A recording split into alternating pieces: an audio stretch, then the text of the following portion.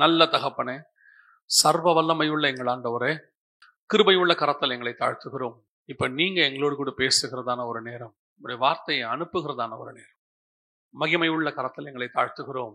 எங்கள் ஆண்டவர் இயேசு கிறிஸ்துவின் நாமத்தில் பிதாவே. அல்லேலூயா.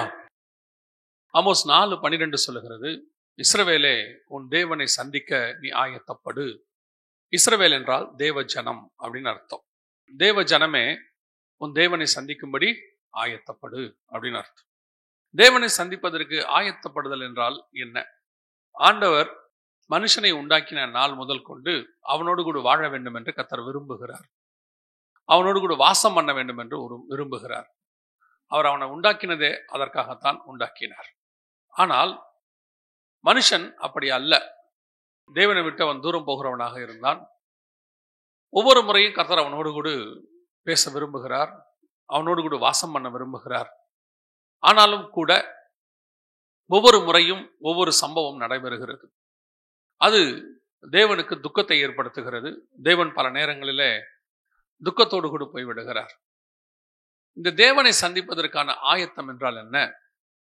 வேதத்தில் இந்த ஆயத்தம் பண்ணுறதை பற்றி நிறைய விஷயம் இருக்கு. ஆனால் இன்னைக்கு நம்ம என்ன பார்க்க போறோம் அப்படின்னு சொன்னா, தேவன் முதலாவதாக மனுஷனை சந்திப்பதற்கு ஆயத்தப்பட்டார். அவனை சந்திக்க வேண்டும் என்று விரும்புகிறார். அதற்கு பிறகு அவர் 2வது முறை இஸ்ரவேலை சந்திக்க ஆயத்தப்பட்டார். இந்த 2 முறையும் அவருக்கு நடந்தது என்ன?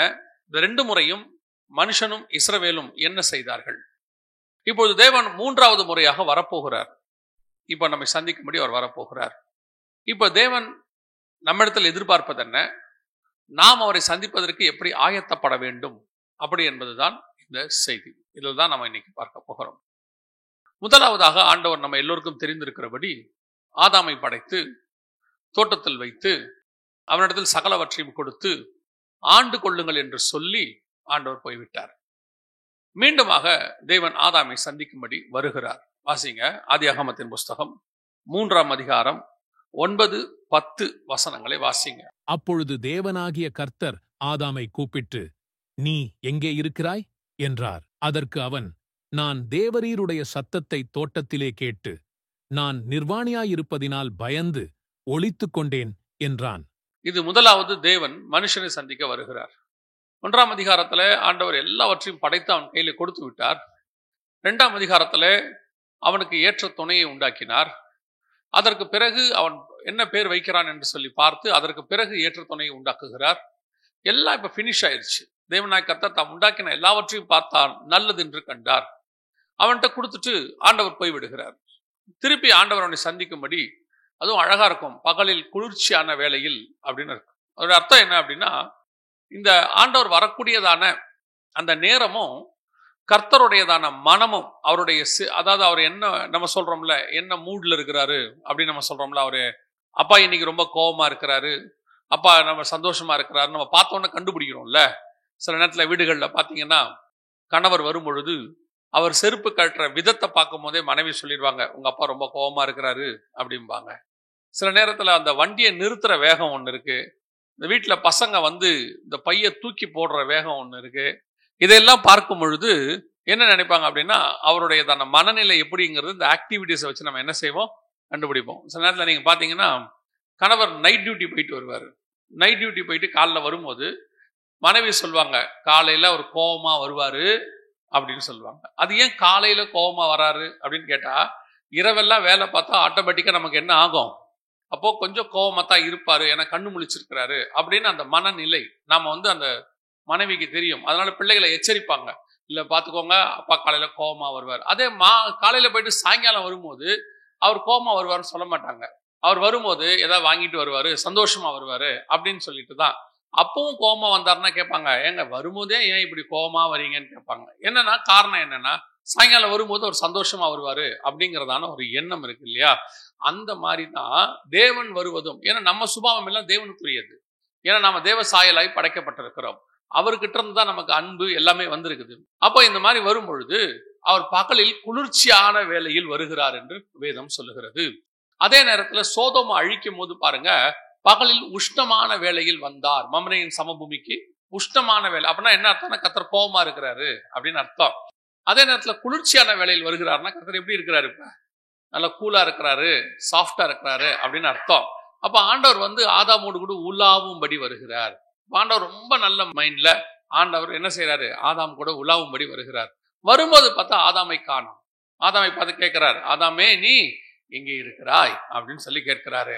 இப்போ ஆதாம் அவருக்கு அவன் சொல்றான், தேவரீர் தேட்டத்தில் உலாவுகிற சத்தத்தை கேட்டு பயந்து அவன் விருட்சங்களுக்குள்ளே ஒளிந்து கொண்டான், நான் தான் நிர்வாணியாய் இருப்பதினாலே அப்படின்னு இருக்கு.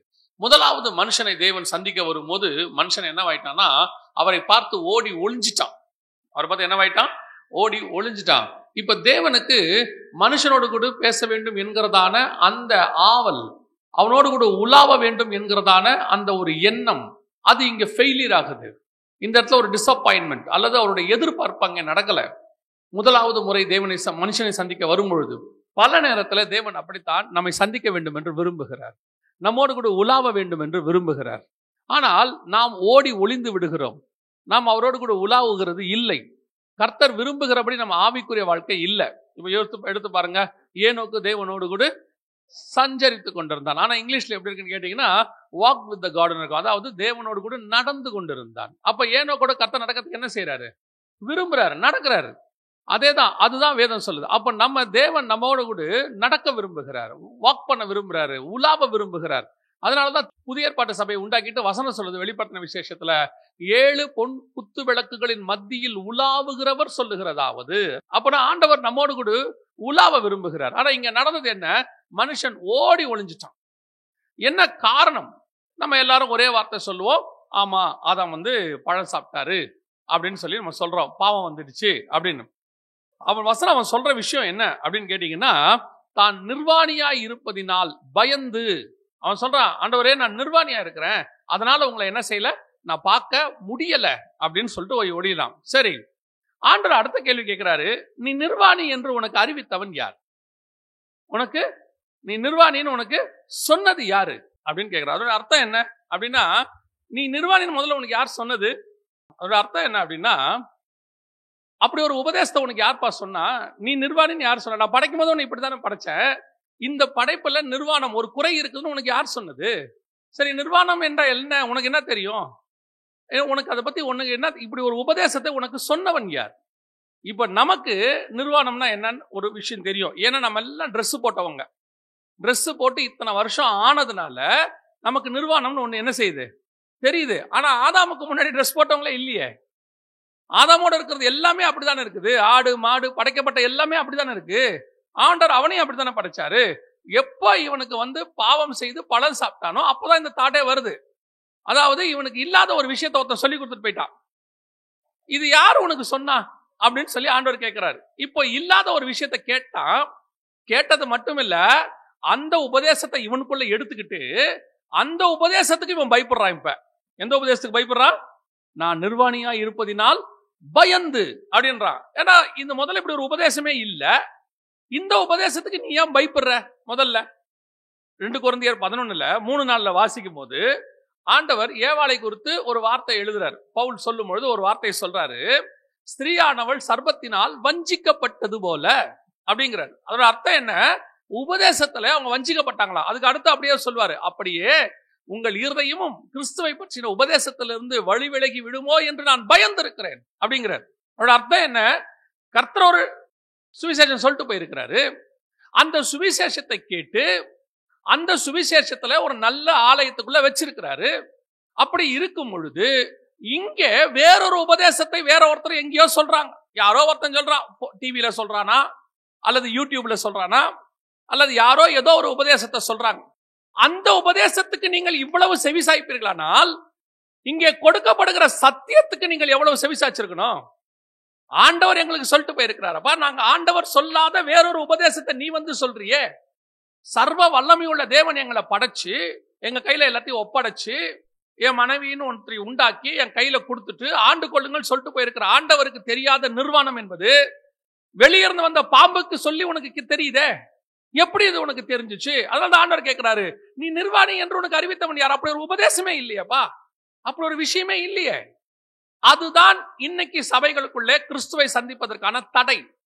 என்ன தடை? ஒரு உபதேசத்தை கர்த்தர் கொடுத்துட்டு போயிருக்கிறார். இன்னைக்கு சபை அந்த உபதேசத்தில் காத்திருக்க வேண்டிய இடத்தில் இருக்கிறது. ஆனால் இன்னைக்கு அநேக உபதேசங்கள் உங்களுக்குள்ளே வந்து கொண்டிருக்கிறது. மாயையான உபதேசம், பொய்யான உபதேசம், செழிப்பான உபதேசம், இஷ்டத்துக்கு உபதேசம். ஏன்னா வசனம் சொல்லுது, அந்த மரத்தை கனிகளால் அறியலாம். அவன் வாயின் உள்ளுக்குள்ள இருதயத்தை நிறைவினால் வாய் பேசும். அவன் என்ன பேசுறானோ அது அவனுக்குள்ள நிரம்பி இருக்குன்னு அர்த்தம்.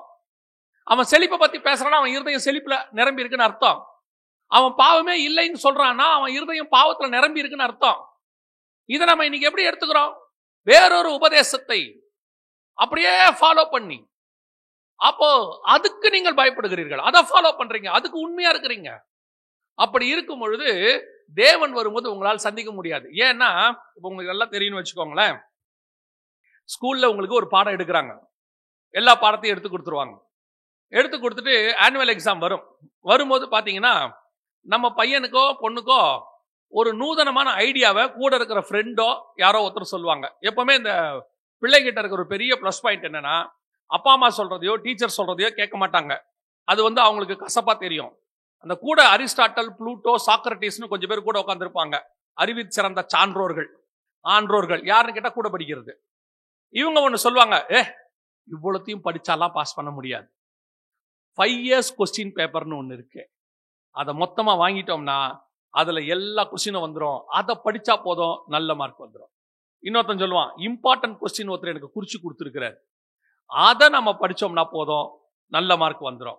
இன்னொருத்தன் சொல்லுவான், கொஸ்டின் பேப்பர் ஒரு இடத்துல அவுட் ஆகுதான், அதை வாங்கி படிச்சா போதும். இப்ப நாம சொல்ற இந்த நேர் வழி அதுக்கு கசப்பா இருக்குது. எதுக்கு சொல்றேன்? பல நேரத்தில் நாங்கள் சொல்லுகிற உபதேசம் உங்களுக்கு கடினமா தெரியுது. டெய்லி படிச்சிடறா, முடிச்ச உடனே ஹோம்ஒர்க் எடுத்துரு, அன்னன்னைக்கு பாடத்தை அன்னன்னைக்கு முடிச்சிரு அப்படின்னு ஸ்கூல்ல. அது முடியாது. அதெல்லாம் பாத்துக்கலாம், எக்ஸாமுக்கு இன்னும் 6 மாசம் இருக்கும்பா. முந்தின நாள் வரைக்கும் அப்படிதான் சொல்லுவான். அதுக்கப்புறம் தான் தெரியும் கஷ்டம். ஆனால் நாங்கள் சொல்லுகிற உபதேசத்துக்கு செவி சாய்க்காத நீங்கள் இந்த மாதிரி தப்பான உபதேசத்துக்கு எப்படி செவி சாய்க்கிறான் பாருங்க. அதுக்காக பிரயாசப்படுறான் பாருங்க. ஒரு கள்ள உபதேசத்தை சொல்லும் போது உங்களுக்கு கேட்கறதுக்கு இனிமையா இருக்குது, அது உங்களுக்கு ரொம்ப ஈஸியா தெரியுது. அதே நேரத்தில் சபையில கொடுக்கிற உபதேசம் கொஞ்சம் ஸ்ட்ராங்கா இருக்கு, பாஸ்டர் கொஞ்சம் திட்டுறாரு, பாஸ்டர் கொஞ்சம் கடிந்து கொள்றாருன்னா அது ஏன் உங்களுக்கு கடினமாய்ப்படுகிறது? அதனுடைய விளைவு என்ன? கிறிஸ்து வரும்பொழுது உங்களால் அவருக்கு முன்பாக நிற்க முடியாது. காரணம், நீங்கள் வேறொரு உபதேசத்தை ஃபாலோ பண்ணவங்க, வேறொரு உபதேசத்துக்கு பின்னால் போனவங்க. அது கொஞ்சம் கேட்கறதுக்கு நல்லா இருக்கும், பார்வைக்கு இன்பம், புசிப்புக்கு ஏற்றது, புத்தியை தெளிவிக்கிறது, நாலேஜா இருக்குது, அப்பா செமையா இருக்குங்க. அது ஹீப்ரூல இருந்து இப்படி சொல்றாங்க, கிரீக்ல இருந்து இப்படி கொண்டாடுறாங்க, இது மூல பாஷையில இருக்குதா, இது அகழ்வாராய்ச்சியில கண்டுபிடிச்சாங்களா, எதை கண்டுபிடிச்சாலும் சரி உங்க கையில இருக்கிற பைபிளை வச்சுதான் கர்த்தர் உங்க நியாயம் தீர்க்க போறேன். அதுதான் உங்க நியாய தீர்ப்பு. அவனுக்கு அவன் வசனமே நியாயம் தீர்க்க போகிறதா இருக்கிறது. இந்த கையில இருக்கிற பைபிளை ஒழுங்கா படிச்சு பரலோகத்துக்கு போறதை விட்டுட்டு இன்னைக்கு அதுவும் இந்த கடைசி காலத்துல பாம்பு, அன்னைக்கு ஏதேனுக்குள்ள ஒரு பாம்பு தான் வந்துச்சு, இன்னைக்கு 4 பக்கத்துல இருந்து 4 பாம்பு குட்டி வருது. இப்படி ஒரு சபை என்ன ஆகுது? ஓடி ஒளிகிற சபை. கடைசியில கர்த்தர் என்ன செஞ்சாராம் தெரியுமா? அவங்கள வாசிங்க, 3ஆம் அதிகாரம் கடைசி வசனத்தை வாசிங்க, ஆதியாகமத்தின் புஸ்தகம். மனுஷனை துரத்தி விட்டு, அப்படின்னா என்ன பண்ணிட்டாராம் கர்த்தர்? இருக்கவே இருக்காத, ஓடி போன்ட்டாராம். தோட்டத்துக்குள்ள உனக்கு இனி வேலையே கிடையாது, வெளியே போ அப்படின்ற அர்த்தம் அது. பல நேரங்களிலே கர்த்தர் கொடுக்கிற உபதேசம் கடினமாய்த்தான் இருக்கும். சில காரியங்களை செய்ய வேண்டாம் என்று சொல்லுவார். அது நம் நன்மைக்காகத்தான் இருக்குமே ஒழிய ஒரு நாளும் நம் தீமைக்காக இருக்கவே இருக்காது. அந்த மாதிரி சில விஷயங்களை கர்த்தர் நமக்கு சொல்லாவிட்டால் அது நமக்கு புரியலன்னு அர்த்தம், அவ்வளவுதான். ஆனால் அதற்கு பின்னால் நன்மை மட்டுமே இருக்கும். அதை செய்யும் போது என்ன ஆகுது?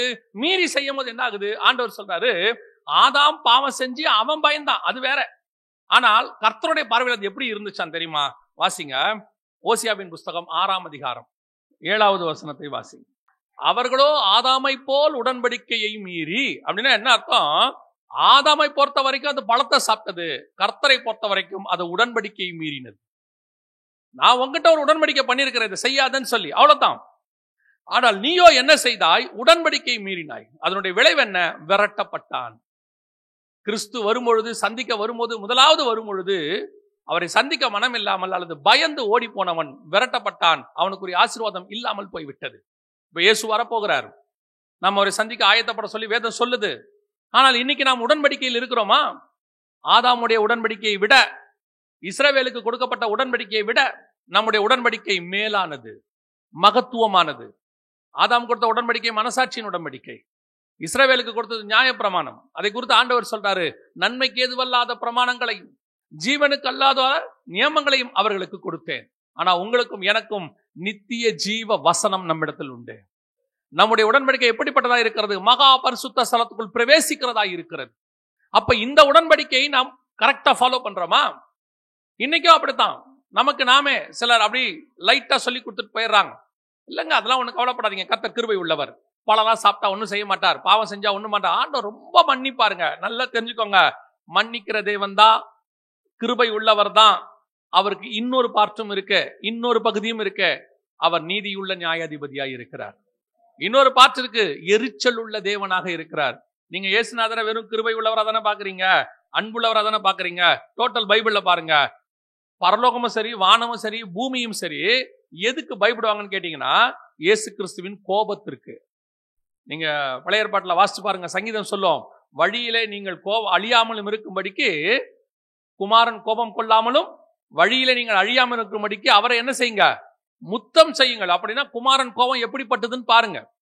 புதிய ஏற்பாடு சொல்லுது, வெளிப்படுத்தின விசேஷம் 6ஆம் அதிகாரத்துல 15-16 வசனம் சொல்லுது, கண்மலைகளையும் பர்வதங்களையும் நோக்கி நீங்கள் எங்கள் மேல் விழுந்து சிங்காசனத்தின் மேல் வீற்றிருக்கிறவருடைய முகத்திற்கும் ஆட்டுக்குட்டியானவருடைய கோபத்திற்கும் எங்களை மறைத்துக் கொள்ளுங்கள். 6:16 இருக்குது. அப்படின்னா புதிய ஏற்பாடு பழைய ஏற்பாடு ரெண்டுத்திலையும் யார் பயப்படுறதுன்னா குமாரனின் கோபம், இயேசு கிறிஸ்துவோடைய கோபம். நீங்க அவர் ரொம்ப சாஃப்டா நினைச்சிட்டு இருக்கிறீங்க, கிருபை உள்ளவர் தான் இப்போ. ஆனா வரும்போது அவர் கிருபை உள்ளவர் அல்ல, கிருபை உள்ளவர் தான், ஆனாலும் நீதி உள்ள நியாயாதிபதி. அவருடைய கோபம் பற்றி எரிய போகிறது என்று வேதம் சொல்லுகிறது. அப்ப நாம அவரை சந்திக்க ஆயத்தப்பட்டிருக்கிறோமா? இன்னைக்கு அவருடைய உடன்படிக்கையில நிக்கிறோமா? அல்லது அவருக்கு முன்பாக நிற்கக்கூடியதான ஒரு நிலைமை இல்லையே. உங்களுக்கு நான் உண்மையை சொல்றேன், நீங்க பாருங்க, கர்த்தருக்கு பிரியமில்லாத காரியத்தை செஞ்சுட்டீங்கன்னா சபைக்கு வந்துருவீங்க. ஆனா சபையில கம்யூனியன் கொடுக்கும்போது உங்களுக்கு எடுக்கிறதுக்கு உங்களை அறியாமலே ஒரு அச்சம் உங்களுக்குள்ள இருக்கும் இல்லையா? இந்த கம்யூனியன் எடுக்க போகும்போது ஐயோ, யாரும் சொல்ல வேணாம், உங்களுக்கே தோணும் நம்ம இதெல்லாம் செய்யறோம். அது ஒருத்தனுக்கு தோணலைன்னா அவன் மனசாட்சியில சூடு உண்டவன் ஆயிட்டான்னு அர்த்தம். அதை செஞ்சு செஞ்சு செஞ்சு கம்யூனியன் எடுத்து அந்த பாவத்தோடய அதை செஞ்சு செஞ்சு இப்ப அவனுக்கு என்ன இல்லை, மனசாட்சியில சூடு உண்டவன் ஆயிட்டான். அவனை பத்தி நான் பேசல. நீங்க பாவம் செஞ்சுட்டோன்ற உணர்வு இருக்கிறவன் அந்த கம்யூனியன் எடுக்கிறதுக்கு ரொம்ப யோசிப்பான்.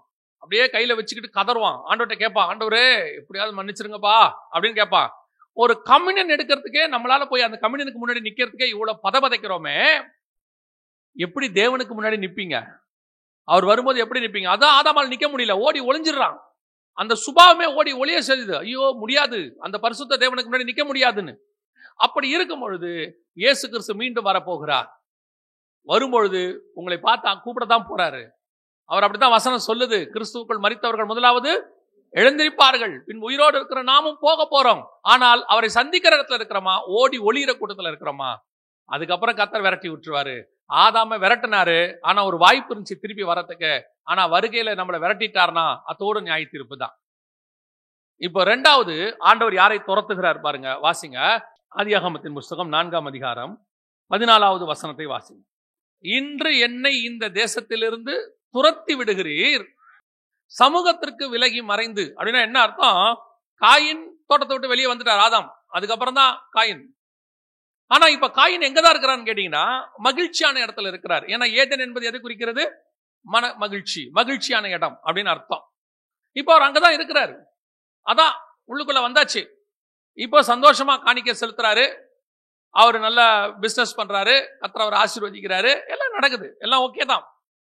ஆனா வசனம் சொல்லுது, அந்த காட்ஸ் பிரசன்ஸ்ல இருந்து இப்பொழுது இரண்டாவது முறையாக மனுஷன் துரத்தப்படுகிறார். இப்பவும் கர்த்தர் வரார், வந்து காயினை பார்த்து கேட்கிறாரு, ஆபேல் எங்கே அப்படின்னு கேட்கிறாரு.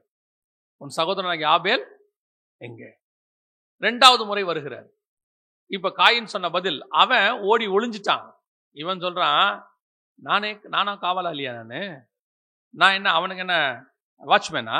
இல்ல அவனுக்கு கார்டியனா? நான் என்ன அவங்ககிட்ட இருந்து பார்த்துட்டு சொல்லணுமா? எவ்வளவு துணிகரம் பாருங்க.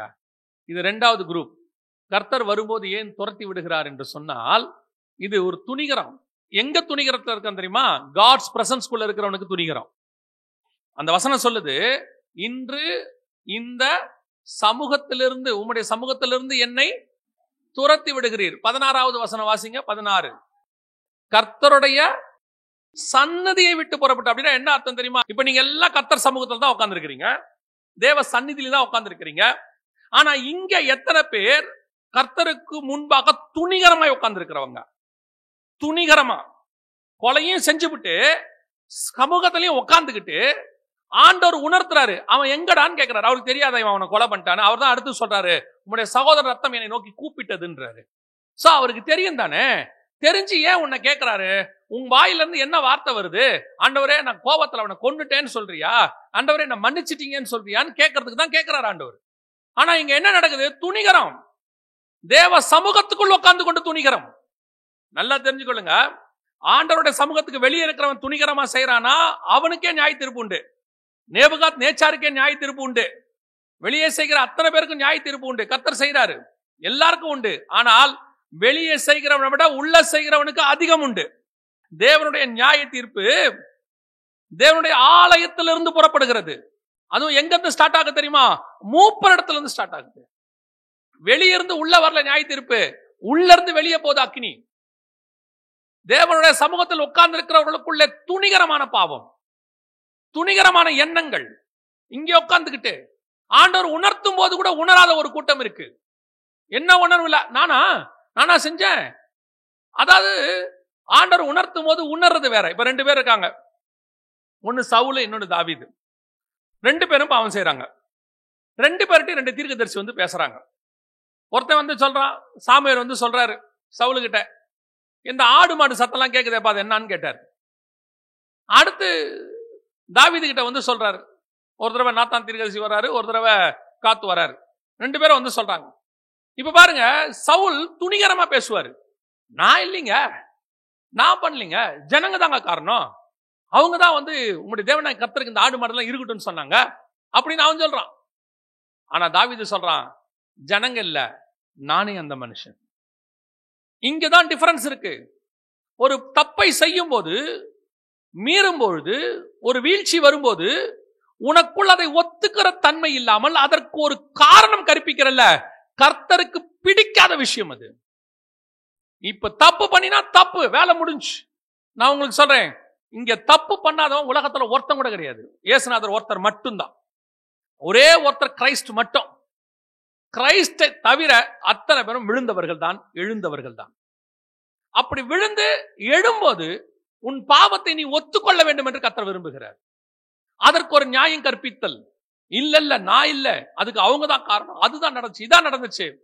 பல நேரத்துல ஆண்டவர் உங்ககிட்ட எதிர்பார்க்கிறது, நீங்க ஒருவேளை ஒரு சில காரியங்களை மனுஷங்கிட்ட ஒத்துக்க முடியாது, கர்த்தர்கிட்டயாவது ஒத்துக்கிறீங்களா?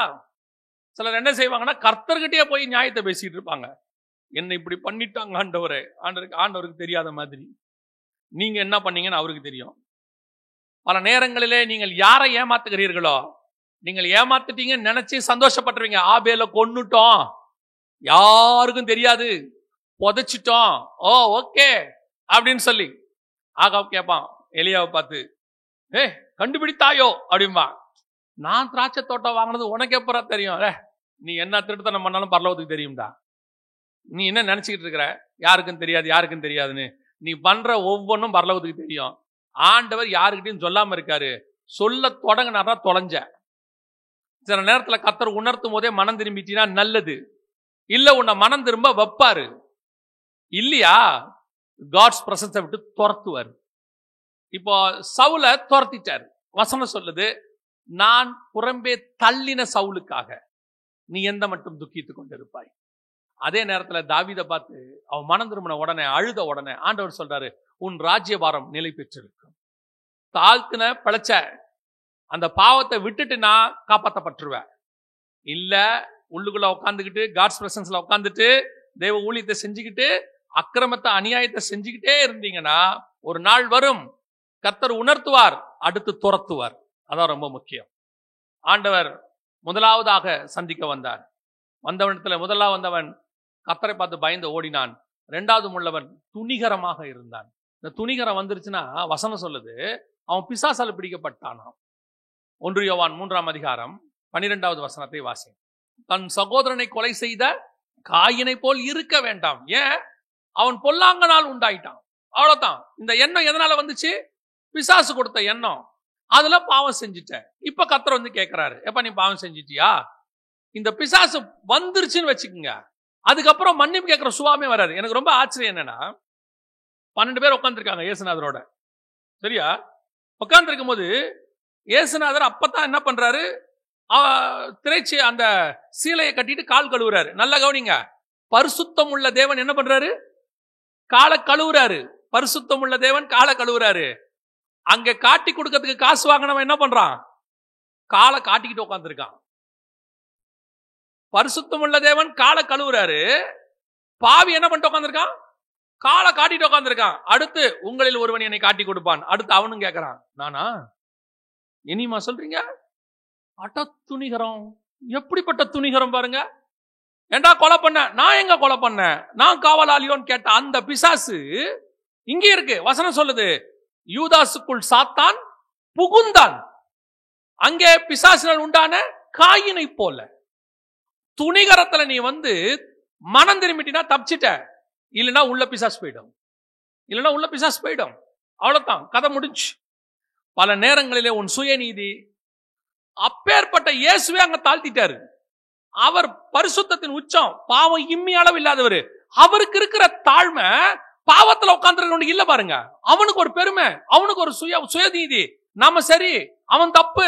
ஆண்டவர் சொல்றாரு, இது சரி வராது, இது சரி வராது. அவ்வளவு 100% பரிசுத்தம் இருக்கிற நானே உன் காலை கழுவுறேன். உனக்கு இருக்கிறது 1-2 நல்ல குவாலிட்டி இருக்கும், இல்லன்னா கிடையாது. இல்ல இங்க என்ன பிரச்சனை இருக்குன்னு கேட்டீங்கன்னா, இந்த பிசாசு புகுந்தவன் இருக்கான்ல, அவங்ககிட்ட நல்ல குணம் 1-2 இருக்கும். அந்த நல்ல குணத்தை வச்சுக்கிட்டு அவனுக்கு ஒரு பெருமை இருக்கும். நான் இதுல பர்ஃபெக்ட் தெரியுமா, நான் இதுல ஓகே தெரியுமா? ஆண்டவர் சொல்ல, நீ இதுல ஓகே, எதெல்லாம் ஓட்ட? 1 ஓகே, 9 ஓட்ட இருக்குதே. 9 ஓட்ட உன் கண்ணுக்கு தெரிய மாட்டேங்குதே. உனக்குள்ள இருக்கக்கூடிய பாவங்கள் உனக்கு தெரிய மாட்டேங்குதே. ஆனா உங்ககிட்ட இருக்கிற நீதி மட்டும் உனக்கு தெரியுதே. அதைத்தான் ஆண்டவர் சொல்றாரு. அப்படிப்பட்டவன் விரட்டப்படுவான், தேவ சமூகத்தை விட்டு விரட்டப்படுவான். கர்த்தர் வரும்போது அவருக்கு முன்பாக நிற்க முடியாது என்று வேதம் சொல்லுகிறது. இதுக்கப்புறம் ஆண்டவர் அப்படியே மனுஷனை விட்டுட்டார். அதுக்கு அடுத்து கர்த்தர் திருப்பி ஒரு ஆசைப்படுறாரு, மனுஷன் கூட வாசம் பண்ணணும்னு சொல்லி. வாசிங்க, யாத்ராகமம் 29ஆம் அதிகாரம் 45 வாசிங்க. இஸ்ரவேல் புத்திரரின் நடுவே நான் வாசம் பண்ணி அவர்களுக்கு தேவனாய் இருப்பேன். ரொம்ப நாள் கழிச்சு கர்த்தர் சொல்றார் மோசே கிட்ட, சரிப்பா, ஏதேனுக்குள்ள வந்து வாழணும்னு நினைச்சேன், உலாவணும்னு நினைச்சேன், அவன் ஓடிட்டான், காயின் பொய் சொல்லிட்டான், 2 பேரையும் விரட்டி விட்டேன், இனி இவனுக்கு நடுவில் நான் இருக்க முடியாது. அதனால ரொம்ப வருஷம், எத்தனை வருஷம்? ஏறக்குறைய 2500 வருஷம் அப்படி போயிடுச்சுப்பா. இப்ப சொல்றார் ஆண்டவர், ரைட் ஓகே, நான் இவங்க நடுவில் வாசம் பண்ண விரும்புறேன். அதனால என்ன செய்ய, அவர்கள் நடுவில் எனக்கு ஒரு கூடாரத்தை போடு அப்படின்னு சொல்லி. 42வது வசனம் வாசிங்க. அதுல 42, உன்னுடனே பேசும்படி நான் உங்களை சந்திக்கும் இடமாயிருக்கிற ஆசரிப்பு கூடாரத்தினுடைய வாசலாகிய கர்த்தருடைய சந்நிதியிலே உங்கள் தலைமுறை தோறும் செலுத்தப்பட வேண்டிய நித்திய சர்வாங்க தகன பலி இதுவே. நல்ல கவனிங்க, உங்களை சந்திக்கிற இடம் எது? ஏதேன். ஃபர்ஸ்ட் ஏதேன் சந்திக்க வந்தாரு, அது ஏதேன்.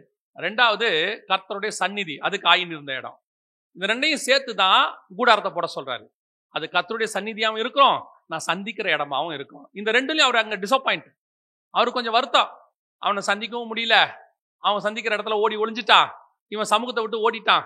சரி, இது 2ம் போச்சு, இது 2ஐயும் சேர்த்து ஒரு இடம், ஆசரிப்பு கூடாரம், உங்களை சந்திக்கிற இடம். அதே நேரத்துல அடுத்து என்ன இருக்குது அந்த இடத்துல?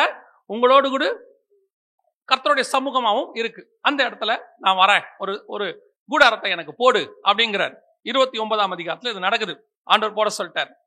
நல்லா போயிட்டு தான் இருக்குது. திடீர்னு பார்த்தா 32ஆம் அதிகாரத்துல கண்ணுக்குட்டியை உள்ள கொண்டாந்துட்டான். கண்ணுக்குட்டி என்ன செஞ்சுட்டான்? உள்ள கொண்டாந்துட்டான். உள்ள கொண்டது மட்டும் இங்கேயும் பாருங்க, அங்கே நீங்க இந்த ஒத்துமையை புரிஞ்சீங்கன்னா நல்லா தெரியும். அங்க பாவம் செஞ்ச உடனே நிர்வாணம் வந்துச்சா? நிர்வாணம் ஒண்ணு வந்துச்சா?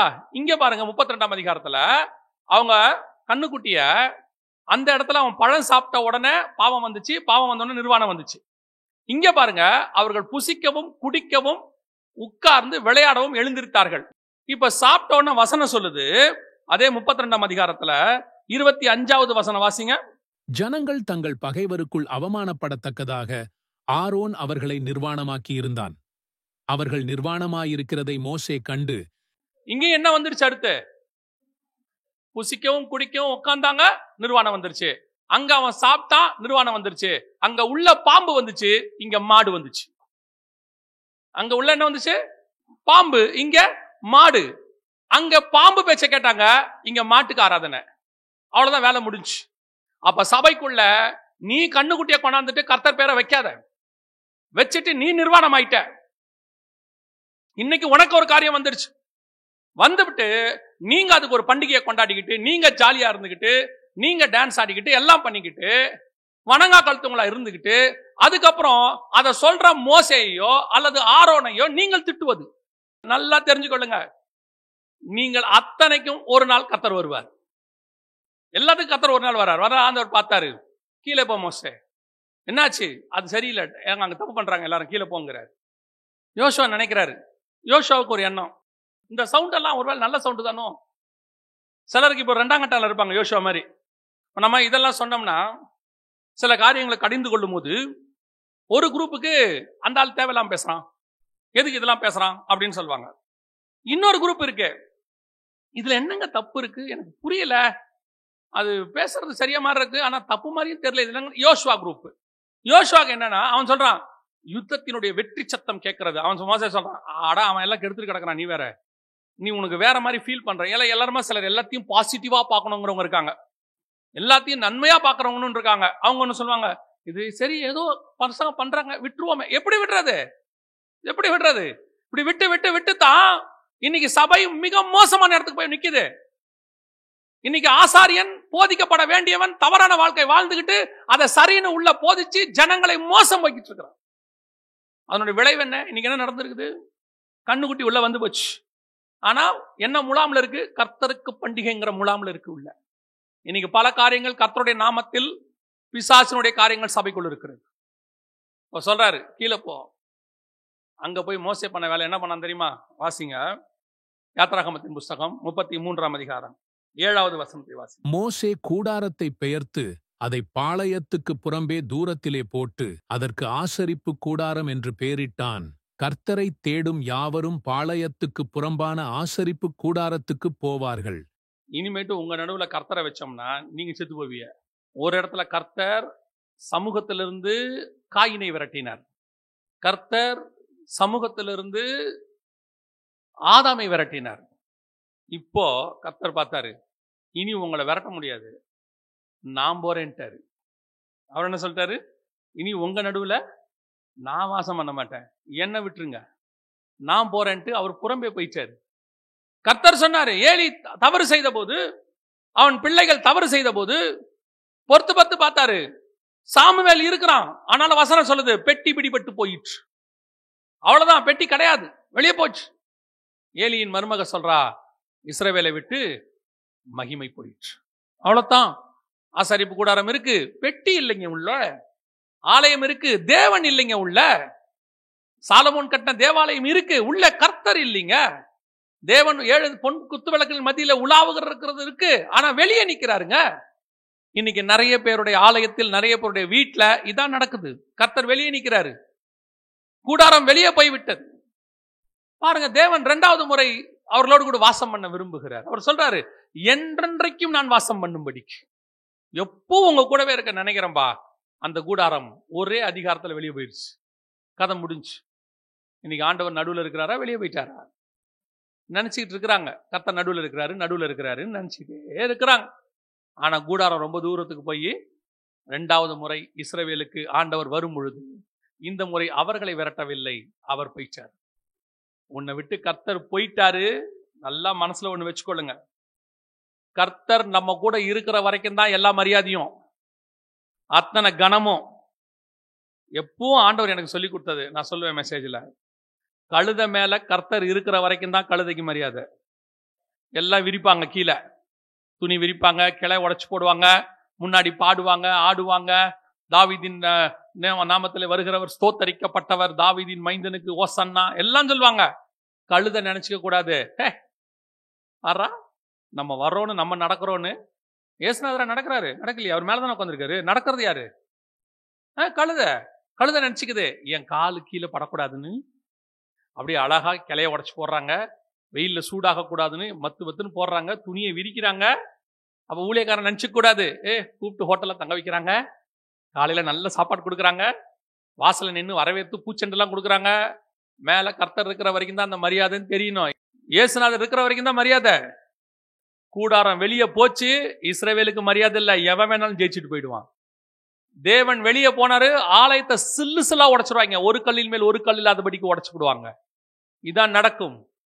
இயேசுநாதர் ஆலயத்துக்குள்ள வந்து கிளீன் பண்ணார். என்ன பண்ணாரு? கிளீன் பண்ணார். கிளீன் பண்ணி எல்லாம் ரெடி பண்றார் பக்காவா. சரி, இதுக்கப்புறம் இவனுக்கு சரியா இருப்பானுங்கன்ட்டு இவன் என்ன பண்ணிட்டான் தெரியுமா?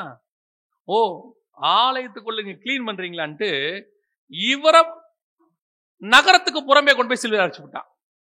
ஆசாரி கூட்டார் இப்ப எங்க போயிருச்சு? இப்ப வெளியே போயிருச்சு. மோசே ஆசாரி கூட்டத்துக்கு போய் வெளியே போட்டார்ல, அதே மாதிரி இயேசுநாதர் எங்க கூட்டிட்டு போயிட்டான்? எருசலேமை விட்டு புறம்பே கூட்டு போயிட்டான், ஆலயத்தை விட்டு புறம்பே கூட்டு போயிட்டான். வாசிங்களேன், எபிரேயருக்கு எழுதின நிருபம் 13ஆம் அதிகாரம் 12வது வசனம் வாசி. நகர வாசலுக்கு புறம்பே பாடுபட்டார். அப்படின்னா அர்த்தம், கூடாரம் இங்க புறம்பே போயிடுச்சு, இயேசு உடன்படிக்கை பெட்டி இங்க புறம்பே போயிடுச்சு. இவரு போனாரு ஊரை விட்டு வெளியே. அதுக்கப்புறம் இயேசு கிறிஸ்து ஊருக்குள்ளேயே வரல, நல்லா தெரியுங்க. அதுக்கப்புறம் புறம்பே பாடுபட்டாரு, சிலுவையில் அறையப்பட்டாரு, மரித்தாரு. அதோடு கூட அவர் என்னவாயிட்டாரு? உயிர்த்தெழுந்து 40 நாள் இருந்துட்டு அங்க போயிட்டாரு. இதுக்கப்புறம் இயேசு மாம்சத்தில் உள்ள என்ன வரல, உடன்படிக்கை என்ன செய்யல, உள்ளே வரல. அந்த உடன்படிக்கை, நியாயப்பிரமாண உடன்படிக்கை திருப்பி உள்ள வரல, அவ்வளவுதான். இயேசு வெளியே போனாரு. அதுக்கப்புறம் என்ன ஆச்சு தெரியுமா? அவர் கிளீன் பண்ண ஆலயத்தினுடைய நிலைமை மத்தேயு 24:2 சொல்லுது. வாசிங்க, மத்தேயு 24:2. இயேசு அவர்களை நோக்கி, இவைகளையெல்லாம் பார்க்கிறீர்களே, இவ்விடத்தில் ஒரு கல்லின் மேல் ஒரு கல்லிராதபடிக்கு எல்லாம் இடிக்கப்பட்டு போகும் என்று மெய்யாகவே உங்களுக்கு சொல்லுகிறேன் என்றார்.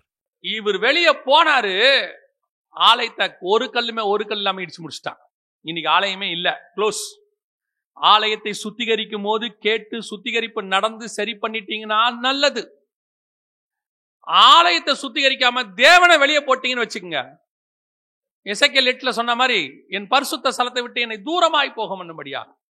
இப்ப இவன் என்ன பண்ணிட்டான் இயேசுவ தெரியுமா? இவனே கூட்டு போய் வெளியே சிலுவையில் அறைஞ்சிட்டான், தூக்கி கொண்டு போய் அடிச்சாச்சு, வேலை முடிஞ்சு. இப்ப ஆலயத்தில் தேவன் இல்லை.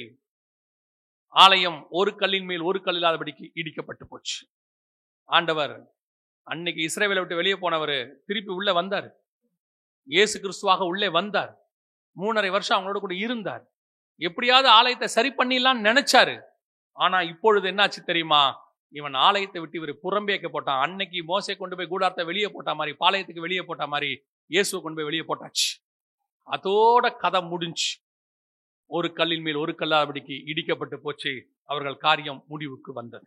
அழைப்பு போயிடும், அதோடு கூட பிரமாணம் போயிடும், கர்த்தர் கொடுத்த ஆசீர்வாதம் போயிடும், பாதுகாப்பு போயிடும், ஆலயம் போகும், மண்மேடாகி போகும். கர்த்தர் உள்ள இருக்கிற வரைக்கும் மட்டும்தான் மரியாதை. கர்த்தர் கூட இருக்கிற வரைக்கும் தான் மரியாதை. புறம்பே போயிட்டாரு, எல்லாம் தொலைஞ்சு போச்சு. நான் இப்பவும் சொல்றேன், உங்ககிட்ட இருக்க பணத்தை காப்பாத்துறதை விட, உங்ககிட்ட இருக்கிற சொத்தை காப்பாத்துறதை விட, உங்க படிப்பை காப்பாத்துறதை விட, உங்க கூட இருக்கிற இயேசுவை காப்பாத்திக்கோங்க. அதுதான் உங்களுக்கு நல்லது. எது போனாலும் மீண்டும் சம்பாதிச்சுக்கலாம். இயேசு போயிட்டாரு, கஷ்டம். நீங்க எதை இழந்தும் இயேசுக்காக நீங்க அவரை மட்டும் வச்சுக்கோங்க. ஒருவேளை எதை இழக்க வேண்டி வந்தா பரவாயில்ல, பிரச்சனை இல்லை. அந்த ஃபார்முலா யாருக்கு தெரியும்னா, ஆபிரகாமுக்கு நல்லா தெரியும். அப்பா அம்மா வீட்டை விட்டு வாடா, அவன் வந்துடுற ஆண்டவரே, இது எல்லாத்தையும் விட்டு வாடா, வந்துடுற ஆண்டவரே, கடைசியா நானா பையனா, நீங்க தான் ஆண்டவரே. அவனுக்கு தெரியும், பையன்னு சொல்லி ஆண்டவரை விட்டா திருப்பி ஆண்டவர் கிடைக்க மாட்டாரு. ஆனா ஆண்டவர்னு சொல்லி பையனை விட்டா திருப்பி பையன் கிடைப்பான். ஏன்னா மரித்தவனை மீண்டும் உயிரோடு கூட எழுப்ப அவரால் முடியும். இன்னைக்கு நாம இந்த ஆப்ஷனை தான் மிஸ் பண்றோம். எது? கர்த்தர் கேட்கிறார் உன்னை பார்த்து, எது? உன் மாம்ச இச்சையா, உன் கண்களின் இச்சையா, அல்லது சில நேரம் கிடைக்கக்கூடிய சந்தோஷமா, அல்லது நீ பார்க்கக்கூடிய மொபைல் இருக்கக்கூடிய அந்த சின்ன சந்தோஷமா, அல்லது உன் மாம்ச தாகத்தை தீர்க்கக்கூடிய அந்த சின்ன இச்சையான காரியங்களா, அல்லது பணமா, ஆஸ்தியா, சம்பாத்தியமா, எது? அதுவா நானா? ஆண்டவர் கேட்கிற கேள்வி. நான் சொல்றேன், இதுன்னு சொல்லி பாருங்க, இயேசுன்னு சொல்லுங்க. உனக்கு என்னென்ன தேவை என்று கர்த்தர் வச்சிருக்கிறாரோ எல்லாவற்றையும் கர்த்தர் கொடுக்க வல்லமை உள்ளவராக இருக்கிறார். ஆனா உள்ள இருக்கிற இயேசு வெளியே போகாம பாத்துக்கணும், மேல உட்கார்ந்து இருக்கிற இயேசு இறங்காம பாத்துக்கணும். இயேசு இறங்கிட்டாரு, எவனும் கழுதியை தேடல. இயேசு இறங்கின பிறகு ஒரு வேலும் கழுதியை தேடல. கழுதை கேட்டிருக்கோம், டே இவ்வளவு மரியாதை கொடுத்தீங்களேடா, திடீர்னு எல்லாம் விட்டுட்டு போயிட்டீங்க இயேசுநாதருக்கு பின்னாடி. உனக்கு மரியாதை இயேசுநாதருக்கு இருந்தாண்டா. இயேசுநாதர் இறங்கினா இயேசுக்கு பின்னாடி தான் போ, உனக்கு என்ன மரியாதை வேண்டி கிடக்கு? அப்படியே 0 ஆக்கி விட்டுரும். ஆண்டவர் 0 ஆக மாட்டாரு. அவர் இறங்கிட்டாரா நீ 0 ஆயிடுவ. அவ்வளவுதான். நான் உங்களுக்கு சொல்றது உங்களுக்கு புரியுதா? இப்ப நீங்க ஒரு ஓவர் கோட் போட்டிருக்கீங்க குளிருக்கு, அந்த கோட்டை எடுத்தா தானா குளிர் வந்துரும்ல. குளிர் அடிக்கும் தானே செய்யும். நீங்க ஒண்ணும் செய்ய வேண்டாம், கோட்டை கழட்டினாலே போதும், குளிர் வந்துடும். அதே மாதிரி தான் மேல இருக்கிற இயேசுநாதரை கழட்டிட்டீங்க, வேலை முடிஞ்சு, சொல்லி முடிஞ்சு. இப்ப 2 முறை ஆண்டவர் வந்தார். 2 முறையும் கர்த்தர் பார்த்தார். ஒன்று அவர்கள் நடுவில் உலாவும்படி, அவர்களோடு கூட வாசம் பண்ணும்படி. 2வது அவர்களோடு கூட வாசம் பண்ணும்படி. முதல் முறை அவர்கள் விரட்டப்பட்டார்கள். காரணம், உடன்படிக்கை அவர்கள் மீறினார்கள். 2வது முறை இவரை அவர்கள் மீறிட்டாங்க. இவரை துரத்திட்டாங்க, இவரை புறம்பாக்கிட்டாங்க, இவரை சிலுவையில் அரைஞ்சிட்டாங்க. இப்போ இவர் தூர போயிட்டாரு. இப்போ ஆண்டவர் சொல்றாரு, திரும்பி 3வது முறை வரப்போகிறார். ஆண்டவர் என்ன செய்ய போறாரு? 3வது முறை வரப்போகிறார். இப்ப யாருக்காக வரார் தெரியுமா? உங்களையும் என்னையும் சந்திக்கும்படி கர்த்தர் வரப்போகிறார். வசனம் சொல்லுது, உன் தேவனை சந்திக்க. இப்ப எதுக்கு வரார் தெரியுமா? வாசிங்க, 2 வசனம் இருக்கு, அதை வாசிங்க, முடிச்சிடலாம். முதலாவது வாசிங்க, யோவான் எழுதின சுவிசேஷம் 17:24 வாசிங்க. பிதாவே, உலகத் தோற்றத்துக்கு முன் நீர் என்னில் அன்பாயிருந்தபடியினால் நீர் எனக்கு தந்த என்னுடைய மகிமையை நீர் எனக்கு தந்தவர்கள் காணும்படியாக நான் எங்கே இருக்கிறேனோ அங்கே அவர்களும் என்னுடனே கூட இருக்க விரும்புகிறேன். அப்படின்னா என்ன அர்த்தம்? இவர் இருக்கிற இடத்துல நம்மளை வச்சுக்க போறாருன்னு அர்த்தம். அவர் முன்னாடி ஆதாம் இருக்கிற இடத்துக்கு வந்தாரு, முன்னாடி இஸ்ரவேலுக்கு நடுவுல வாசம் பண்ணணும்னு வந்தாரு. அந்த 2ம் டிசப்பாயின்மெண்ட் கொடுத்துருச்சு அவருக்கு. இப்ப என்ன பண்றாராம் தெரியுமா? அப்ப தோட்டத்தை உண்டாக்கின, அப்ப இஸ்ரவேல் தேசத்தை உண்டாக்கின, இப்போ உங்களுக்கும் எனக்கு ஒரு வாசஸ்தலத்தை ஆயத்தம் பண்ணி இருக்கிறாரு. அங்கே நம்மை வாசம் பண்ணும்படி கர்த்தர் கொண்டு போக போகிறார். இப்ப அவர் வந்து நம்மோட வாசம் பண்ண போறதில்ல, வந்து கூட்டிட்டு போய் நம்மள அங்க வச்சுக்க போறாரு. இப்ப கர்த்தர் நம்ம கிட்ட கேட்கறது, அந்த மீறுதல் இல்லாத ஒரு வாழ்க்கை இங்க இருக்கா? முன்னாடி வச்சுட்டு டெஸ்ட் பண்ணாரு, இப்ப டெஸ்ட் பண்ணிட்டு கொண்டு போய் வைக்க போறாரு. இதான் டிஃபரன்ஸ். அவனை தோட்டத்துல வச்சுட்டு டெஸ்ட் பண்ணி பார்த்தாரு, இப்ப வேற ஒண்ணும் இல்ல, இங்க வச்சு டெஸ்ட் பண்ணிட்டு இருக்கிறாரு. இல்ல ஆண்டவரே, எனக்கு பழம் முக்கியம் இல்ல, எவன் என்ன சொன்னாலும் உபதேசம் எனக்கு ஏறாது, நீங்க சொன்னது மட்டும்தான் என் மண்டையில நிற்கும். யார் என்ன சொன்னா எனக்கு என்ன ஆண்டவரே? இல்லப்பா, அது இது பதில் கேட்கறதுக்கு நல்லா இருக்குதுப்பா, வீடு கொடுப்பேங்கிறாரு, கார் கொடுப்பேங்கிறாரு, சாவர வரைக்கும் ஒன்று அப்படி வச்சுப்பேங்கிறாரு. அவர் என்ன வேணா சொல்லிட்டு, ஆண்டவரே நீங்க என்ன சொன்னீங்க? சிலுவை எடுத்துக்கொண்டு என் பின்னாடி வான்னு சொன்னீங்க. இது 2ல கேட்கறதுக்கு எதுப்பா நல்லா இருக்கிறது? கேட்கறதுக்கு வேணா அது நல்லா இருக்கிறது, ஆனா இதுதான் நித்தியம். கேட்கறதுக்கு அது நல்லா இருக்கும், பார்வைக்கு இன்பம், புசிப்புக்கு ஏற்றது, புத்தியை தெளிவிக்கிறது, கேட்கறதுக்கு அது நல்லா இருக்குது. என் நாமத்தில் எதை கேட்டாலும் தருவேன், எல்லாம் நல்லா இருக்கு. ஆனா இதுதான் ஆண்டவர் நித்திய ஜீவன், எனக்கு இது போதும், இது மட்டும் எனக்கு கொடுத்துருங்க. நீ அந்த உபதேசத்தில் நிற்கும் பொழுது அவர் தம்மோடு கூட வைத்துக் கொள்ளுகிறவராய் காணப்படுகிறார். அல்லேலூயா. இன்னொரு வசனத்தையும் வாசிங்க, வெளிப்படுத்தின விசேஷம் 7ஆம் அதிகாரம் 15வது வசனம் வாசிங்க. ஆனபடியால் இவர்கள் தேவனுடைய சிங்காசனத்திற்கு முன்பாக இருந்து இரவும் பகலும் அவருடைய ஆலயத்திலே அவரைச் சேவிக்கிறார்கள். சிங்காசனத்தின் மேல் வீற்றிருக்கிறவர் இவர்களுக்குள்ளே வாசமாயிருப்பார். இப்ப இரவும் பகலும் அவரை சேவிக்கிற கூட்டத்தில் நீங்கள் நானும் மாறிவிடும். இனி ஆலயத்தை விட்டு நம்ம வெளியே போகவே மாட்டோம்.